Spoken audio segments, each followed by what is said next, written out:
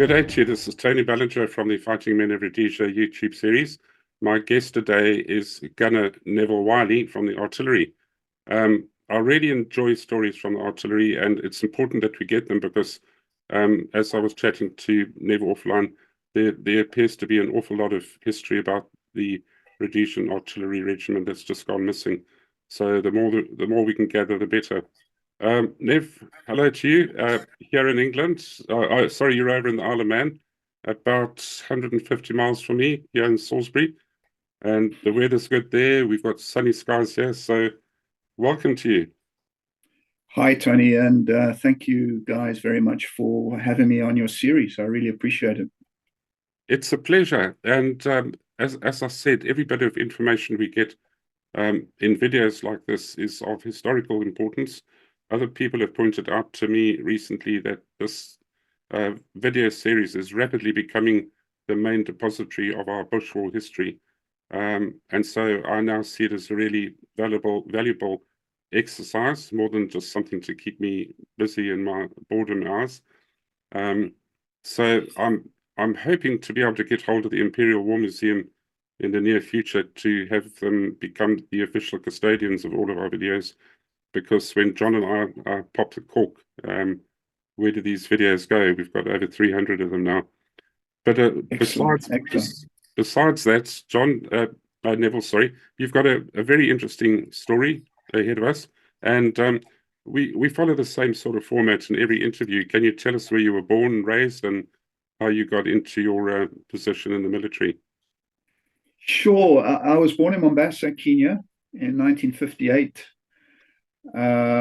I spent a very few years as a youngster in Kenya, but with the Mau Mau uprising, my family moved to Uganda, and then Uganda got its independence, and then we moved to the UK. It was a bit of a struggle for my parents. We lived in a basement flat in London. My mum had to char and clean toilets, while my father, Ronald Wyllie, struggled to find work.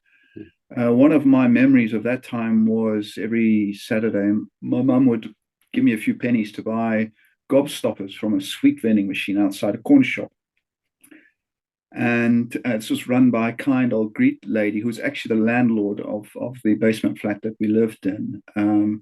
In the shop, I remember listening to She Loves You by the Beatles on a music machine. And I remember being terrified of watching Doctor Who on black and white TV, and the Daleks and You all that remember kind the of stuff. Daleks? Yeah, Yeah. I remember that one of them fell over or got shot or blown up, and this black slug type thing. Yes. I was only about 8. I was petrified. I went screaming.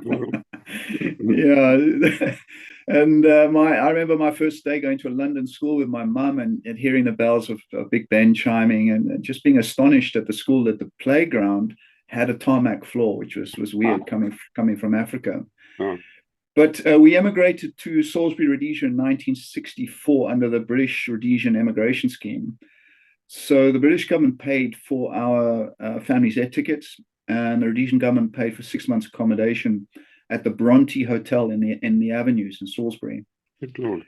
Yeah, then my family moved to number 2 Petherton Flats in 6th Street, which was also in the Avenues and was sort of diagonally opposite the Salou Hotel, an easterly suburb on the outskirts of the city. My mum found a job as a telephonist for Anglo American at Charter House in the city, and my father became the manager of Kingston's bookstore in Salisbury. My brother and I attended David Livingstone Junior School. Excuse me. On the November 11th, 1965, the whole school congregated outside to watch the raising of the new flag to commemorate Rhodesia's unilateral declaration of independence. So that sticks in my mind. I was a paid chorister at the multiracial Salisbury Anglican Cathedral. I remember Father Beck, our choir master, would cane us in the vestry there, or order us to do bell ringing duty if we were naughty during choir rehearsals. My parents got divorced a couple of years later. She married my stepfather, Douglas Matthew, who worked as an engineering draftsman for Anglo American. He was offered a contract to work on the Copperbelt in Zambia. So we moved to Kitwe in 1968. I spent one school term at Frederick Mack Junior School in Kitwe, And then at 10 years old, my parents put me on an express motorways bus to board at St. Stephen's College in the village of Bala in the Matabeleland province, which is about 41 miles southeast of Bulawayo. Later that year, my little sister Sharon was born. I finished school at the end of 1975. I could not find a job in Bulawayo, and I was ready to sign up a 3-year contract with the Rhodesia Light Infantry Special Forces Unit when I was offered a job as a training clerk working for the Reserve Bank in Bulawayo. So I spent a year there before I was called up for national service. So those are my early years, Tony. I had no idea that the British were still sponsoring people coming out to Africa. Yeah, it was a good scheme. I think a lot of Rhodesians a lot of British people came out to Rhodesia on that scheme. That's amazing. So what happened after that, Nev? So after spending a year at the bank, I got my call-up papers. I was a bit apprehensive about it, didn't know what to expect, but I knew I had to do my duties. So on January the 5th, 1977, I went in to do my national service. We were the first intake 156 that did 18 months national service. I was lucky. Before induction, my step cousin, John McNeil, was an officer with the Ordnance Services, and he gave me a spare set of brasses for my stick belt, which I sandpapered and buffed and polished before I got to Llewellyn Barracks. This kind gift was my lifesaver because I could spend a lot more time polishing my stick boots. I remember the Green Army bus packed full of unknown recruits heading to Llewellyn Barracks on that awful day from the Bulawayo City Hall. And when we got to Llewellyn, I got wrapped across the knuckles by an NCO with a pay stick for having my hands in my pockets. That was a good experience. But as everyone experienced, they went through the bullshit and shine, polishing light bulbs, barrack room inspections. Once we had to move our bunk beds and lockers from our barrack room to the parade square in the middle of the night and return them ready for inspection the next morning. Someone stole my mosquito net, and so I had to steal someone else's. That was the way it was, at Llewellyn. We had reveille at 4:30 a.m. We had to double everywhere. I remember the first day at the company dining hall, a guy called Skinner. I don't know if you remember him, Tony, the short shit barber, and apparently a champion boxer, walked up and down the breakfast queue looking for fresh bush with long hair. He grabbed and pulled and twisted my ear and ordered me come and visit my shop for back and sides. So that was something that sticks in my memory. I haven't heard that word fresh puss for a long time. I remember queuing up to wash our aluminium food trays, and the cement baths were full of dirty dishwater and floating food scraps. The interesting thing as well is in our first lecture, the instructor chalked a hammer and sickle on the blackboard and told us that was our enemy, and that stuck in my head as well. And I remember hundreds of us lining up outside our barrack rooms at night, waiting for our name to be called out to get a letter from our girlfriend or from our parents, and they would just chuck these letters onto the road, and we'd all have to break ranks and scramble around and fight and find our letters. I remember the lucky guys that had the smell of their girlfriend's perfume on their envelopes, but I also remember some guys receiving Dear John letters. So that was very entertaining. Yeah, I got the Dear John. So yeah. Did you? Yeah, I got a Dear John letter when I got to artillery. It was the end of that relationship. But to move on, I don't know about you.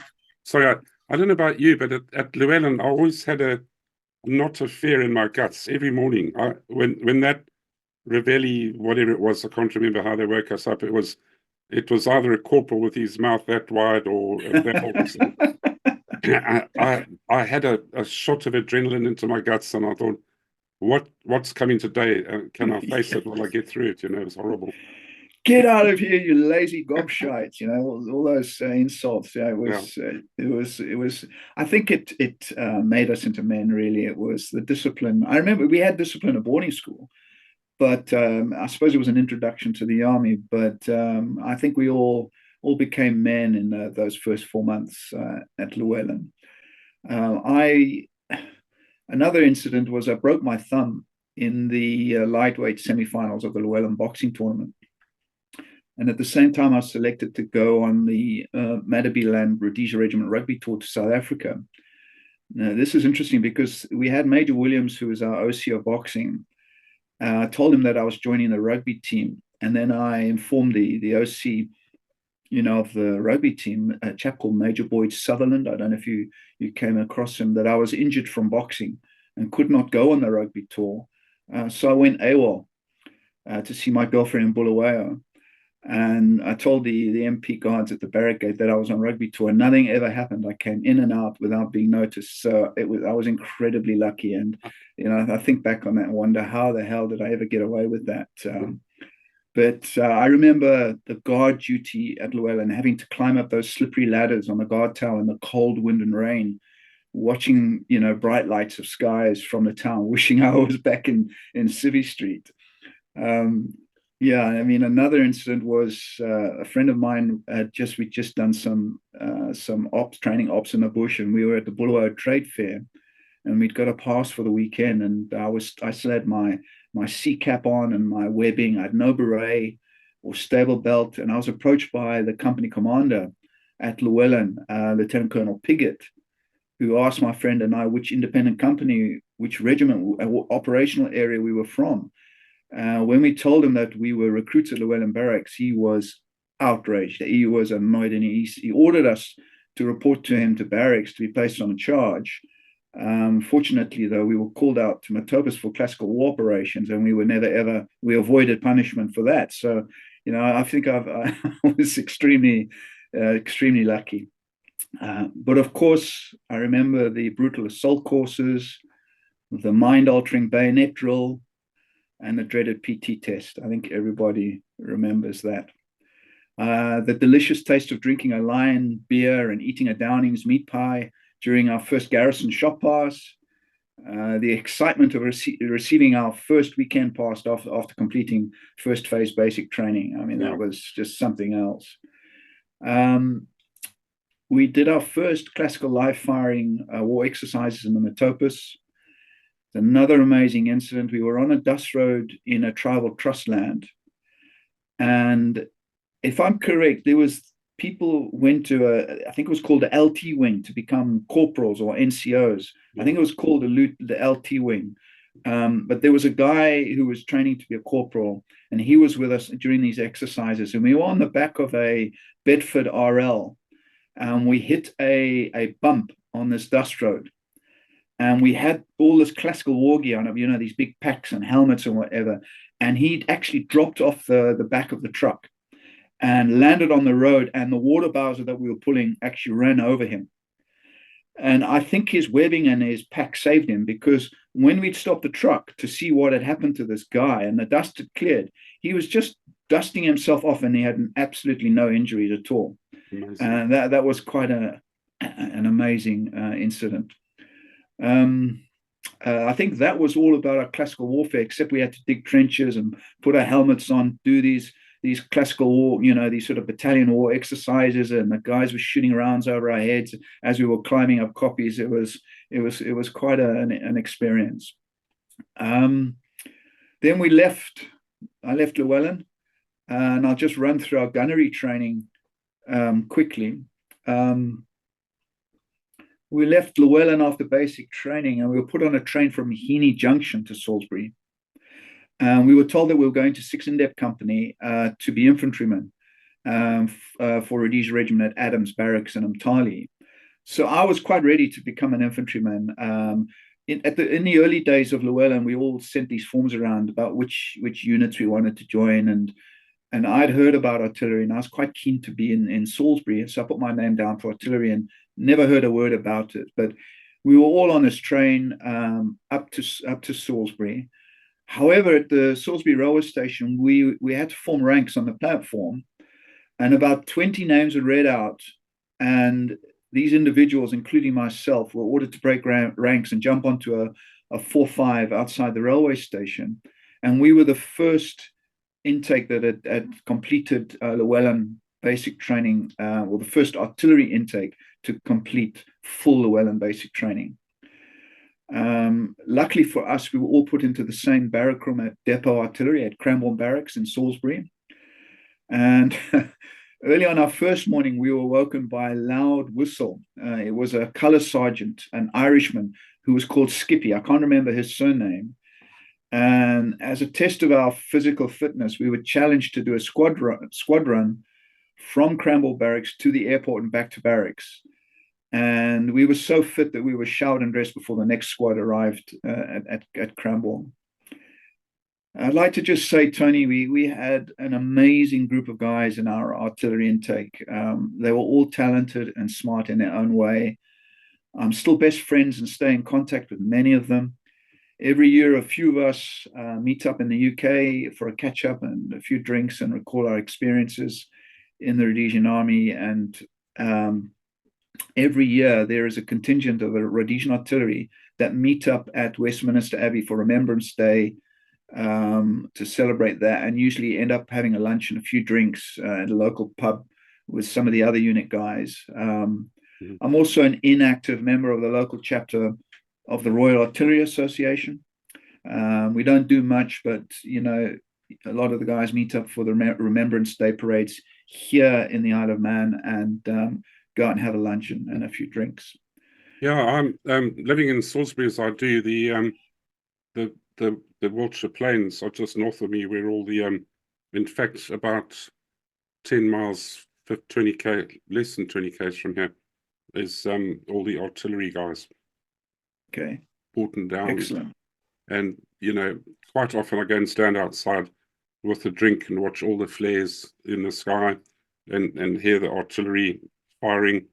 So I don't know how the people in the villages closer to the training field survive, but it's like a flipping war here at least once a month. it brings back memories. I'm almost looking for my rifle, Yeah, we have some military expos here on the Isle of Man, and the one year they had these modern artillery ordnance on the prom in Douglas, and I was looking at these weapons. Man, they're all computer driven now.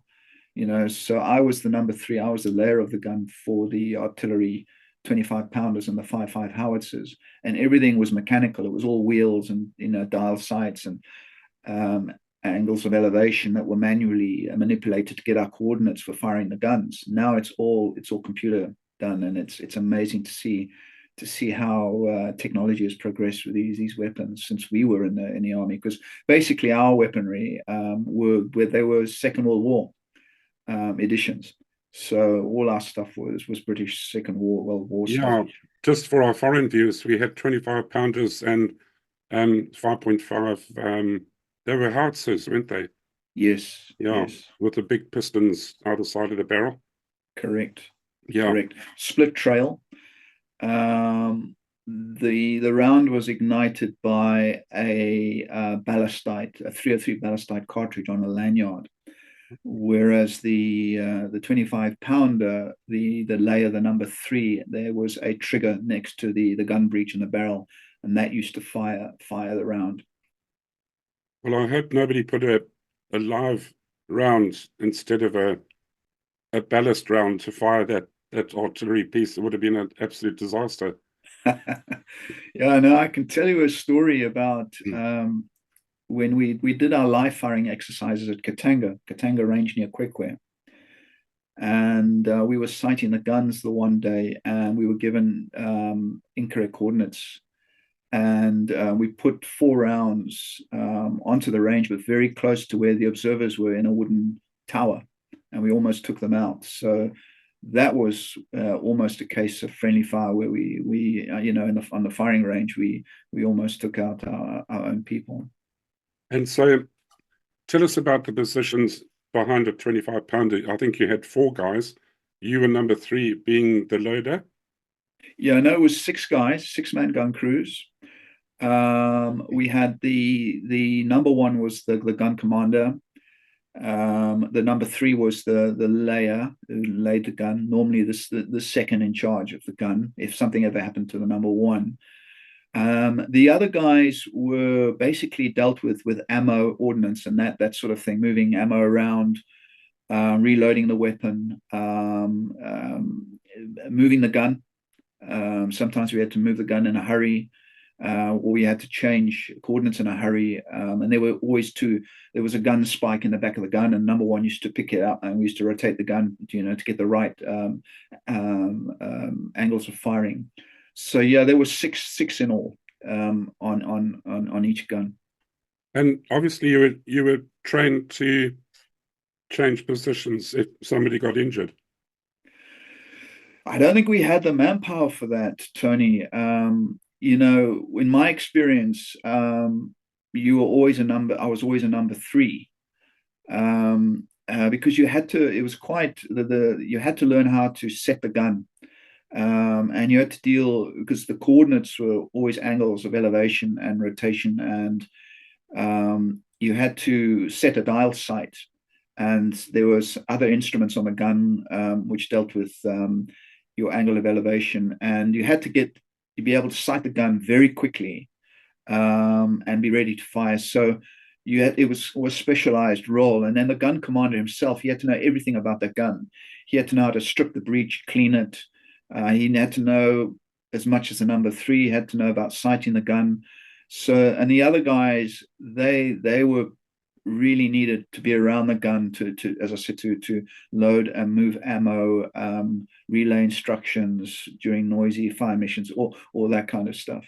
So if a number one got killed by shrapnel from counter fire or a sniper somewhere, that gun would become useless because there's no one else to move the dial. How would that work? No, what you would do is probably you would swap out the number one, from another gun, that wasn't in action, or the number three could take over as a number one, and you try and move a number three in. Yeah, I mean, I never ever experienced that where we had to juggle people around, fortunately. I was always a number three, but I had different number ones, different gun commanders at times. It was never ever the same number one. And because you trained near Salisbury, I guess you got a few nights off there, did you? Yeah, so just to give you an idea of who was in charge there, during our training, we had, our regimental commander was Colonel Robin Brown. Our adjutant was Major Des Fountain. Our regimental sergeant major was John Bolter. Our gunnery instructor was Sergeant Mike Hayes. And he was assisted by a Sergeant Robson and a Sergeant Schultz. I don't remember their first names. But as part of our drill work, we had gun races with 25-pounders around the parade ground of depot artillery. Our punishment was running around the depot parade ground with heavy gun spike held above our heads. Towards the end of gunnery training, I'll get back to the social side in Salisbury, but we had a final gunnery test which I think may be quite interesting to your audience, in that we took two 25-pounder guns to a rocky hill on the outskirts of Salisbury, and each gun crew had to, what we call, winch and bitch a gun weighing more than 1.5 tons up this hill. Put the gun into action at the top of the hill, and then winch and bitch the gun down the hill. And the first gun crew to reach the bottom of the hill was the winner. And in my case, on the way down, our gun crew almost lost control of the gun. And the gun wheel dropped into a hole, and the gun barrel lurched sideways violently and almost took my head off. So that was a scary exercise, trying to haul these two guns up and down the hill. But yeah, to answer your question, we would get night offs or weekends off in Salisbury, and it was just fantastic, going around to all the nightclubs, like Club Tomorrow, Barney's, Cocktail, where the RLI guys seem to have a head office. various other places around Salisbury, and it was great fun to be a teenager in Salisbury in those days. Yeah, I think for people who didn't grow up in Rhodesia or Salisbury or whatever, the nightlife there was incredible, and the restaurants, and everyone pictures this war where you're down in bunkers like in London. It wasn't like that at all. It was a magnificent place. Yeah, I mean, it was a different world in Civvy Street. You'd go out and spend time, in the bush on operations, then you'd get back, and it's like a completely different world, wasn't it? It was everybody there in the city and Civvy Street. I mean, we knew what was going on, but a lot of the other cities, it was just business as usual. People got on with their lives. It was fantastic. Mm. And do you know how many artillery pieces the Rhodesian army had? I know when you look at other major armies, they talk in hundreds or thousands, but I think we had about 50 at the most, didn't we? I know we had 8 of the 5.5 howitzers. We had, I'm guessing, we had a permanent troop of guns on most borders. So that would have been Umtali, Victoria Falls, sometimes in Bridge, Vila Salazar, Chirundu, Kariba. And then sometimes we had guns that were moving around, that were mobile, or troops that were mobile moving around. So, I'm guessing there were maybe 10 troops of 4 guns. I mean, that's a guess, honestly, a guess. But that was it. We had a small little area at Cromwell Barracks, which was where our depot was. That's where we did all our training. And it was right next to the SAS guys. And then further on, RLI was on the other side behind us. So we were all very close to each other. And were you ever aware of a shortage of ammunition? I know at one point in time in the war, it was either ammo or fuel that became scarce because the South Africans were putting pressure on us. But did you ever notice a shortage of ammo, training, or in operational areas? No, we never had a shortage of anything, to be honest. The other perk that we had in artillery was that when we were at our static gun positions, we always had fresh rations. We never ever had ration packs or rat packs. So we were very lucky. We were fed very well.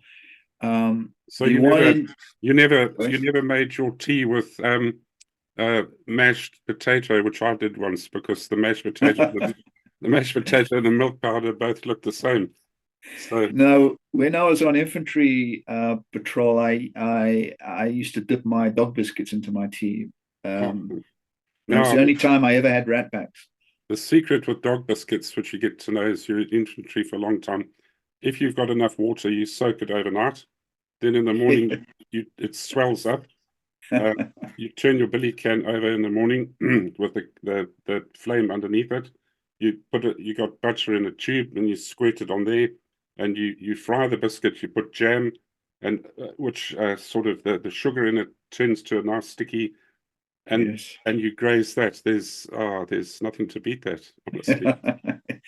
Yeah, I used to like the halal rat packs as well. Those are quite nice. The curried sardines or whatever they were, curried butchers. I can't remember. Those were quite nice. And the RAR troops had rations that we all fought for. I remember once down Rhodesia, our company parked alongside an RAR company, and it was like a war with cans of pilchards going that way and cans of bully beef going. We sort of threw them, and we got packets of sudza, and man, they had sudza, which we all wanted. For American or British views, that's maize meal, from maize, cornmeal, and they would have pilchards, and we would have bully beef, which they loved, and so it was quite funny watching this tossing competition. Oh, fantastic! Yeah, I mean, we were so lucky. We had our own mess tent at every gun position with a chef, and we used to get these massive steaks and Good Lord. eggs. You could drink as much milk as you wanted. There was always a freezer full of that, that dairy board sachet milk. Yeah. And when you were on guard at night, you would just go and grab a sachet of milk and bite off the corner and just drink a pint of milk whenever you wanted. I mean, the food that we had, and at depot, because we used to eat in the SAS mess hall, and the food, as you can imagine, was just first class. I'm amazed that you guys weren't all as fat as ticks, sort of wobbling behind your guns. And no, they kept us fit, man, let me tell you. Lugging 25-pound ammo on and off a truck is hard work. Digging bunkers, sandbagging, building command posts. We were always kept busy when we were on the gun positions and kept fit. So yeah, no, we were always fit in the army. What were the rules governing the positioning of ammunition near a gun in an operational area? Did you have to dig a pit 10 meters back, 15 meters back? How was it stationed? Was it above ground? No, usually at the static positions, we would build sandbag perimeters around each gun, and we would generally have the ammunition quite close in the case of a fire mission. The reason for that was we were generally, if we were in a hot area, we were always on standby, and we had to be close to the guns, and we slept close to the guns. Our bivvies were always quite, not more than 50 yards from where the guns were, so we could, if a fire mission was called, we would be there literally in seconds, and we had to have the ammo ready for firing. The command post was also nearby, where the OPs would give coordinates to the command post, and the battery commander had a loud hailer and would call the fire mission troop and then give us all our firing coordinates. So no, the ammo, we had spare ammo that we kept in bunkers away from the guns, but generally we had usually enough ammunition for any kind of demand on firing, to support our troops around the guns. Could you lead us into one of your first operational duties? So where did you go and how did that go? Sure, Tony. My first, I must apologize in advance, because I know when I was in the army in 156, but I don't, the chronological timelines of my operational camps, to be honest with you, it's very difficult to remember when they were, but I can just run through them with you quickly so you can get an idea of where we were and what, where the gun positions were. So after our gunnery training, we were deployed to a gun position on Cumnor Hill, which was south of Umtali in the Vumba Hills. And my memories of that was that we had spectacular views of Mozambique over the valleys, but every morning we had this thick mist that would cover the valley and our gun position.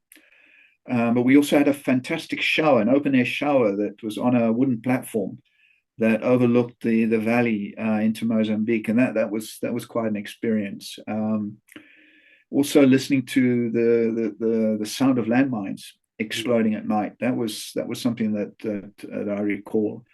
At that trip, we were challenged to a game of rugby by Umtali boys rugby side, their first team.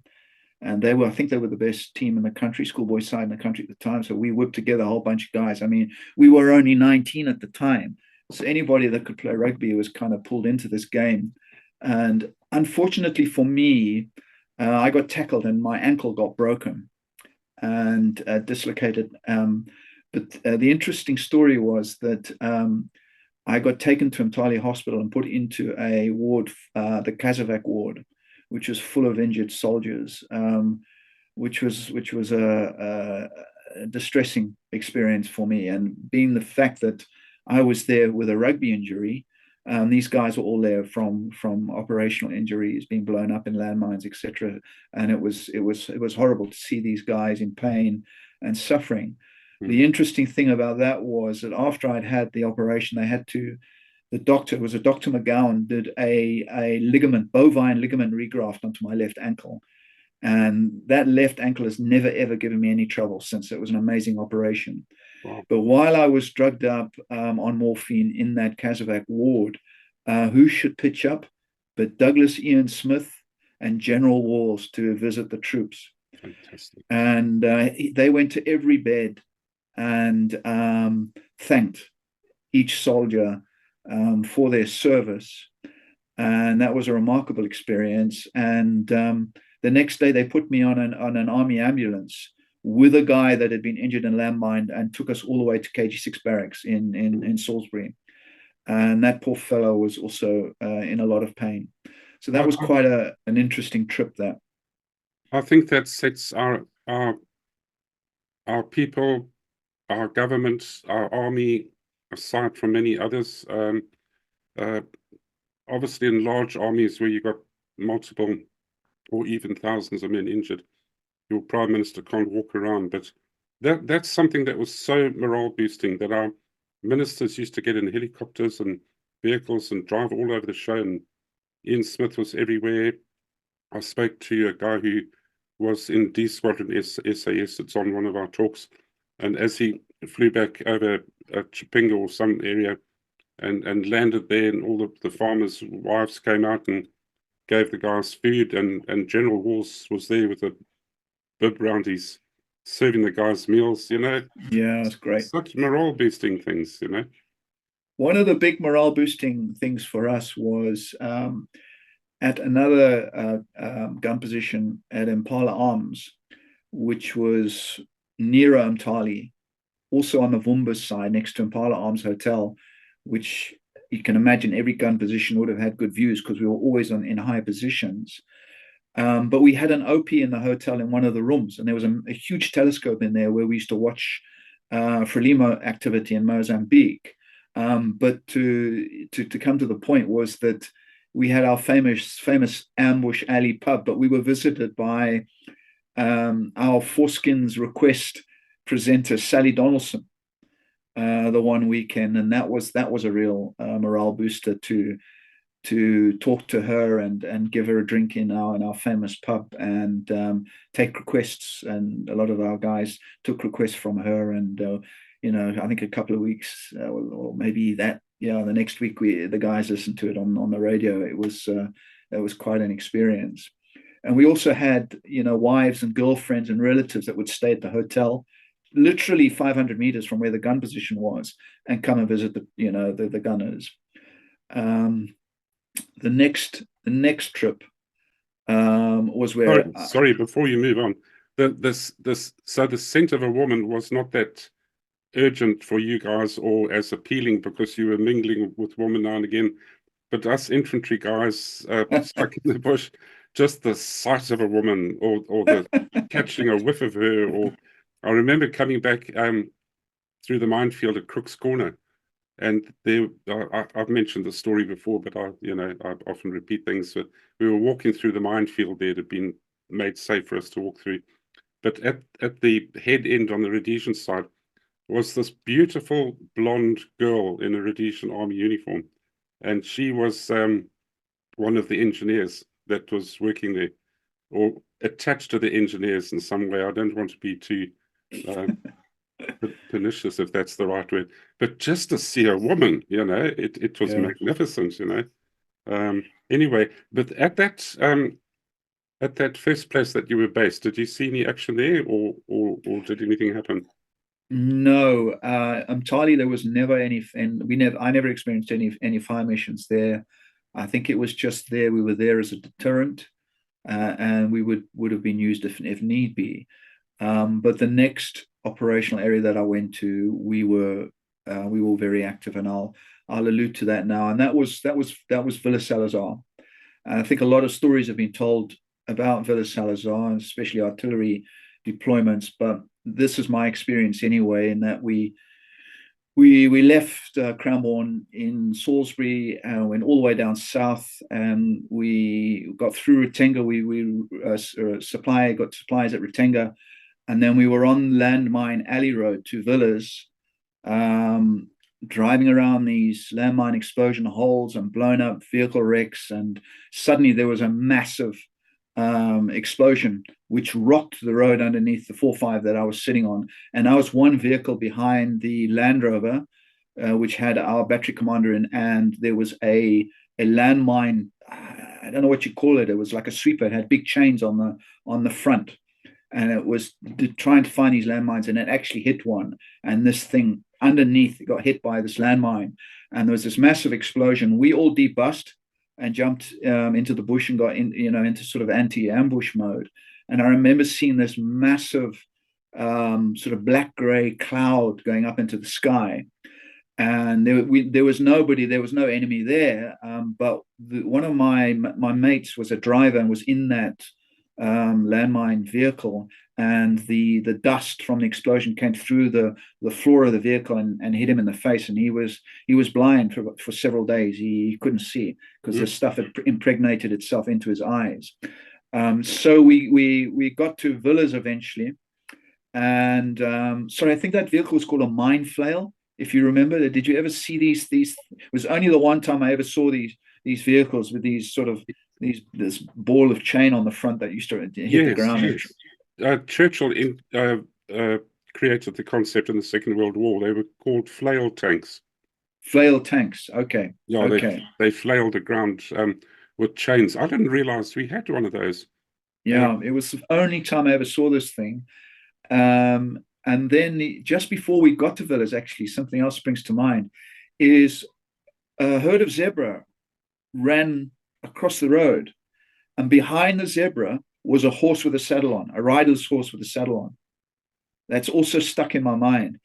And I remember my mates on the back of the vehicle saying, "Oh, that's going to be eaten by a lion before the end of the night." But that's something that's stuck in my mind. But anyway, we got to our first gun position, which was right on the Mozambican border, very close to Malvernia. And a Major Murphy of the SAS was the officer in charge of that whole area. And we hadn't been long there when at night, he ordered a fire mission to assist our Selous scouts, who were pinned down by a 12.7 machine gun firing from a church steeple in Malvernia. We demolished the church steeple with 4 airburst rounds, and there was no more chatter from that machine gun. So we cut the top of the church steeple off, and I think that Major Murphy was very impressed with our firing that night. The next evening, we had to leave that gun position. We moved further south of Malvernia, and later on, that gun position, the old gun position that we were in, was fired upon by rockets. Frelimo guys, I think they found out where we were, and they fired rockets at our gun position. But fortunately, we'd already moved on. And in that second gun position, we were very close to a Frelimo camp. It was extremely clandestine. We had to move in there at night. We had to tie up all our gun tower chains with camouflage material so the chains wouldn't hit the side of the vehicles and make a noise. And it was absolute silence. We weren't allowed to light fires. And we were ordered to build or to dig shell scrapes. And the ground, normally in that Vila Salazar area, the ground is very sandy. It's easy to dig a bunker or whatever. But this particular spot, the ground was extremely hard. And the sparks were jumping off our picks as we were trying to dig shell scrapes. So they were very shallow. And unfortunately for us, a squad of Frelimo tried to locate our gun position with mortars. And they got quite close. We didn't have any direct hits. But I remember lying down in the shell scrape with my pisspot helmet over my head. And I was only just under the ground because the shell scrape was so shallow. But after that attack, I dug out a piece of shrapnel from a baobab tree, which was quite near our gun. So that's about as close as I got to being hit by anything in the whole of my military service. But we moved quickly from that gun position to another one, further south, even more further south along the border. And we joined up with the Rhodesia Light Infantry, who were doing cross-border operations. And it wasn't long before we were called to a fire mission because there were about 10 RLI guys that had been pinned down by a company of Frelimo, and they were in big trouble, and we had to basically support and get them out of trouble, and that was extremely challenging because on the range cone of a 25-pounder, there's a dot which you use to basically set your range.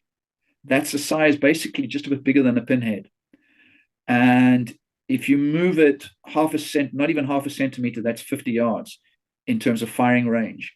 Oh. So our coordinates were very precise, and we had to be accurate because we were putting these rounds over our own guys' heads and into the enemy. And it was amazing because after they'd got out of trouble and they'd got back to camp, we'd go to the same mess tent, and these guys would tell us the stories of how we saved their lives and how these rounds would come screaming over their heads and go into the enemy. So that was an amazing experience. I think 2 guys were wounded on that operation, were casevaced by chopper from that camp. And we probably spent about a week in that gun position before we went back to Cranbourne. So all in all, we were in Vila Salazar for about 6 weeks.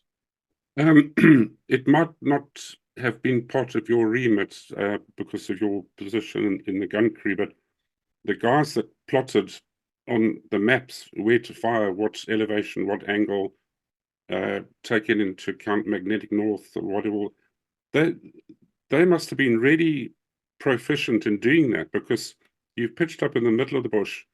You're not 100% sure of your exact position because you didn't have satellite equipment to help you. So you were basically relying on your ability to read maps very accurately, and then actually fire a weapon that lands 20 meters, 30, 40 meters in front of your own troops. How on earth did they do that? Are you able to talk us through that process? Sure. And that's a very good question that you ask, Tony, because normally speaking, we would have guys in observation points that would give us the coordinates, so they'd be able to see the targets, and they would relay coordinates back to a gun position. Now, the interesting thing about in the gun position was that most of the guys in the command post, most of the guys in the command post were university graduates and were A-level mathematics guys with big brains. And they were amazing. These guys were amazing because we used to have we had met balloons which they would send up into the sky to calculate humidity and all those sort of things. But they did all the calculations on calculation boards in the command post, and they would work out the line of fire, the coordinates, and everything from the OP. So the OP would send in the data, and then they would have to work on these planning boards and work out what the firing instructions would be, and they would give them to the battery commander who would call out those firing instructions. And one has to bear in mind that, from the time I heard a lot of these orders coming from Major Murphy, who was in Malvernia. We could hear the radio traffic from our gun. And literally from when you asked for help to the time you fire could be less than 2 minutes. Good Lord. 2 or 3 minutes. So you had to move very, very quickly because you had guys that were in trouble and needed your help. And so quite often we had to be on standby on the guns, waiting for something to happen. And when it did happen, boy, all hell broke loose. Guys were running around, moving ammo. They were command. And then when the guns fired all at once, using the same coordinates. In other words, they were all firing in parallel, same angles of elevation of their barrels, firing at the same target. There's a hell of a lot going on. You've got your number one checking your coordinates, and the gun is only ready to fire when the number 3 slaps the breech. So I used to set the coordinates, slap the breech. Sometimes the number 1 would, especially when we were supporting our troops, would come and just double check my coordinates just to make sure everything was correct. And then that was that we were given the command to fire, and all the guns would fire. And sometimes we were given fire missions of 8 rounds, 5 for effect. So we were on the same coordinates. We would fire like 8 rounds, They could be airburst, just normal HE rounds. Sometimes we would be firing range 3, sometimes firing range 1, where the barrels were almost pointing up at the sky. So yeah, those guys that did all the maths to work out the coordinate were brilliant. And I think at one stage, if I'm not mistaken, we had the South African artillery guys from Potchefstroom came out because we had developed some new ways of doing calculating gun firing coordinates, and they were interested to know what we were doing in Rhodesia. And I remember there was a contingent of them that were hanging around for a while to find out what was going on. Very innovative people. My next question is, if you're firing at a position like where those RLI guys were in trouble, your initial rounds wouldn't be aimed close to them. You would fire them a bit further away and then walk it onto the target. Is that correct? Yeah, I mean, if we didn't have someone on the ground giving us coordinates, we would have to rely on the individuals that were under fire giving us their coordinates from their own maps. So these guys in those days, all they had was map and compasses. They didn't have GPS or anything like that. Mm-hmm. So it was a bit of a hit and miss. So yeah, we would overshoot initially, and then get closer bearings just purely through radio talk, radio chatter. Yeah. If we didn't have our own OPs on the ground, where we did have people that were trained, forward observation officers that used to live in the bush in these in high grounds, or in villas, for example, on the radio tower. These guys knew exactly where the targets were, and they would give us pinpoint coordinates. Because I know when I operated in Mozambique, it was as flat as a pancake, and the trees off in the bushes were just above head height, so you couldn't look over them. How does an observer pick up any contours off a snooker board so flat? It just amazes me. Not sure, Tony, to be honest. I never did any kind of OP work. And maybe it might be maybe an idea to get one of the artillery OP guys. A good friend of mine was one. He joined Salute Scouts on one operation into Zambia, and he spent his whole national service doing OP work in places like Mokambura, Mtali, Villas, all those places. So he'd probably be the best guy to talk to. If you can snatch him for me, that would be wonderful. I'm battling to get guys on board.